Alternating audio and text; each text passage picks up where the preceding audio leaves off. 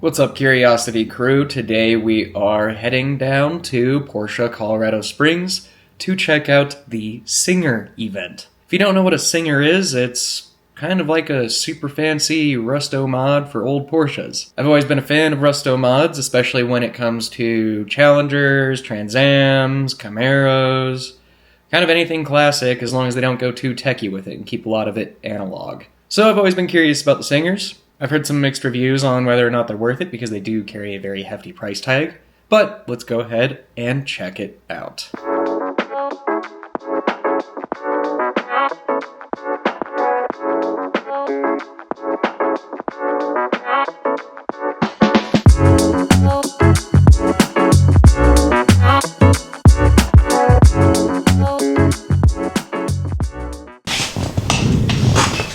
You're new around here, so I'll go easy on you. Fact is, majority of you who are watching this are not subscribed. What is wrong with you? Why won't you support your boy? You know what would bring a big smile to my face? Is if you hit that subscribe button. See, if you hit that subscribe button, I will personally deliver 6 bottles of fresh milk straight to your door. For the time being, there are no ads on my channel. No sponsors, nothing. So, subscribe while you can, and while you can enjoy this wonderful ad-free automotive YouTube content from yours truly. Thanks, and back to the video. Okay, I'm back. The Porsche Stinger event. Stinger? It's not a Kia. Singer. The Singer. That was pretty cool. I actually did not really talk much while I was down there on camera just because there was copyright music playing and there were a ton of people around, so my audio would have been horrendous. You hear me? Horrendous. But it's good to see an awesome turnout like that. It was very packed. But yeah, let's talk about the Singers. I actually don't know how expensive these things are, but I'm gonna look what the base price is here. Okay. Wow. First result that pops up says that they can sell anywhere from $750 to over $3 million. I mean, it's chump change. Like, that's a project car. That could be your first car. Yeah, it looks like $750. I guess there are some people saying that it could be $350,000 plus a donor car. That seems to be the price. Those are some pricey boys. Let's take a look at some more history on these things. Their philosophy is a relentless pursuit of excellence on the Singer Porsche. That's kind of cool. So basically every Singer Porsche is customized to the owner's wants and needs. So I take it pretty much all of them are unique. I typed in where's Singer made. It says Singer sewing machines are manufactured in several locations, such as the US, Canada, and Great Britain. That's not what I want. Oh, they're made in Torrance, California. Oh, that's so sick. But that's cool. It's all under one roof. Wow. 115,000 square feet. Big. Yeah, a little summary about them. Singer was founded in California in 2009, renowned for its collaboration with owners of the air-cooled Porsche 911 to reimagine bespoke restorations. Philosophy embodies highly personalized approach, passionate focus on iconic design, modern engineering, and material science combined with jewel-like details. I like that. Yeah, that's cool. I guess there's a timeline here where 2009 it was founded, 2014 first all-wheel drive and Targa resto was completed, 2017 Singer reimagined, watch company launched. Okay, that makes a lot of sense. DLS restoration services presented at Goodwood in Monterey. 2022 classic turbo restoration services presented. Kinda cool. It looks like they install carbon fiber bodywork, which we definitely saw today in various places. I wonder what they do to the engine. I'm trying to figure out what the horsepower is on these. Wow. They have a 3.8 liter twin turbski flat 6 capable of pushing over 700 horsepower. That's plenty in a car like that. But they also have other options at 450 and 510. Ooh.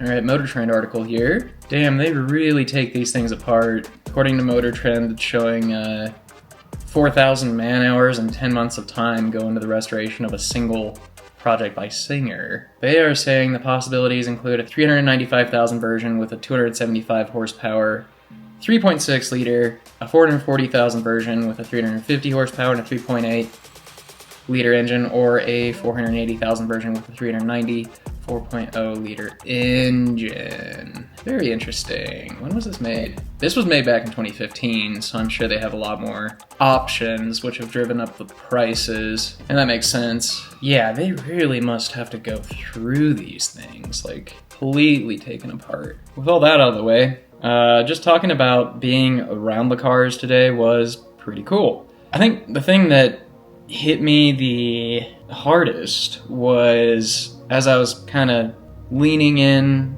to the cars to get some video of the interior. I was really hit by the smell of it all. It was like new car smell meets super fancy leather.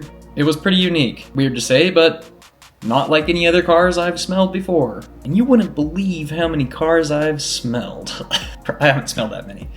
Yeah, as far as the overall look of them, I mean, they're pretty much perfect. I don't think I would change anything about it. I'm not really a Porsche guy or a 911 guy, but they all looked like an art piece. I do like the updates that they did to it. I know that a lot of their models have different bodywork, but overall as a resto mod, I really liked it. I just wish it wasn't that pricey. But at the same time, they're rare, and you know, this company definitely puts their time and effort into completely redoing these cars, so who could blame them? You know, if I had a company like that, you can bet your bottom dollar I'd be charging that much. But what I paid as a consumer, if I was at that net worth, no.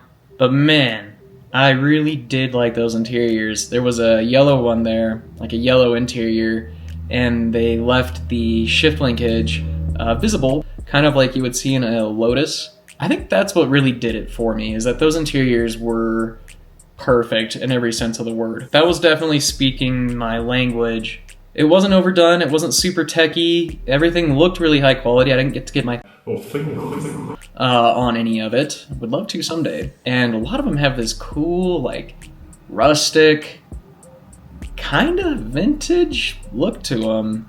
But pretty much everything about this car is dialed in, if you catch my drift, because they sell timepieces, which are watches, and watches have dial faces. Some of them did have their engines, their boots, their hoods popped so you could see the engines. The engines were visible, is what I'm trying to say. And those looked like works of art as well. Just super cool to see. Very satisfying to look at. The stance on them was really good too. I'm still a little undecided on the taillights. I know it's a weird thing to nitpick, but a couple of them had these taillights where they're like, there's like two circles next to each other. I'm not quite sure why, but I feel like it kind of throws off the look of the car. I can't really form an exact, full opinion about these cars other than they are pretty much drivable art pieces. And if you are very much into Porsche 911s and you have that kind of money and you want to be in a very luxurious space, plus I'm sure the performance is definitely not lacking in these, I'd say hell yeah, go for it. Like, it's very stylish, it's a cool option. I don't think I would ever go for one of them, let alone a regular 911, but who knows? That could change in a few years. This might be an unfair comparison, but I've heard Pagani described as, driving around a piece of artwork and where, every single little detail is just, like, perfect. I would kind of compare a Singer to that, which is sort of insane to say, but it feels right. But that is the Singer video for today. Let me know what you guys thought. If you had the money, would you go for a Singer or would you go for something else? Let me know your thoughts in the comments. I'll be responding to each and every one of you. As a reminder, I upload every single Sunday, and I will see you in the next one.